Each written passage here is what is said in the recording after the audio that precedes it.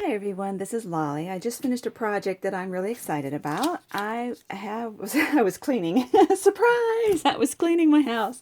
And I decided I should clean out this closet we have with lots of board games that we haven't even looked at in years. And seriously, some of them haven't been touched for 20 years. So I thought I needed to get out in there and clean them out. Well, no one plays Operation anymore at our house, but I had that when I was a child, and I really loved the game. It was hard for me to get rid of the game, so I thought I would just turn the box into a junk journal. We crafters have a hard time getting rid of anything if we think we can put it into a craft, right? For Christmas, I got the cinch tool. I was really excited about that. Granted, you got to keep in mind too that the box is not in great shape, and it's creased, but who cares? That's the junk in junk journal, right? So I took the cover and I just cut it out as big as I could so that it's an unusual size of a journal based on the size of the box. So I decided to go with yellow, blues, and greens in my color coordination for the inside. And while I'm on the cover, I didn't want to do a whole lot of decoration because I didn't want to take away from the design itself, but I did manage to, if you can see the nose there, I saved the little blinky nose from the inside of the game itself. I trimmed the bottom of it off because it stuck up a little too high. I trimmed it off and then crazy glued it on top of his nose. Isn't that cute?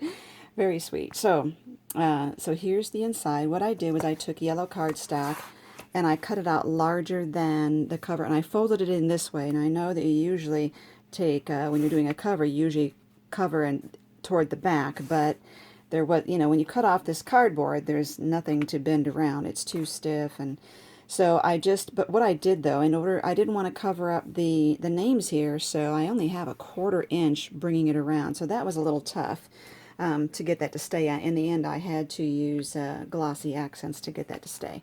So here's the inside. And first off, a piece of paper. This is a pocket right there. And I used some of the money from the game. And then I made a shaker pocket for the inside. I used my fuse tool, and this is just a regular page protector. And I put some of the money and some of the cards in there, and I made a shaker pocket with all the little plastic bones that were, part of the game, what you had to pull out. I did not put a rubber band in there because I figured over time that's going to get brittle and fall apart and look really bad in there. So a rubber band would have just made it complete. So then I just put various sheets of printer paper in there. These are the instructions to the game. You can't open it just because I cinched it shut. And I decided to go with some red hearts too. I have a jumbo heart punch that I used on just red cardstock. I have a couple of the cards from the game here. And I put a red envelope in, and I also used some of the cards. There were so many different cards. I used some of them just to make little dividers here and there. And more paper, decorative paper. So I just happen to have printer paper in various colors, and I happened to have cardstock. These are cardstocks here, these ones. And more paper. And I put 2 red hearts here. And then just varying widths of papers there. That one needs to be trimmed. Okay. Half of a doily right in there. Another large envelope that I could put stickers and things in. I did not decorate my envelopes or anything. I think I'm going to washi the edges of several of these pages. And here's some more of those cards. More just blank pages.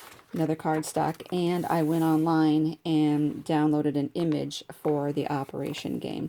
Not as crisp and clear of a picture I would have liked, but I wanted a full straight-on picture instead of one taking an angle shot. So that's my game journal. I'll show you the front and back again. I'm so happy with it. I think it was really fun.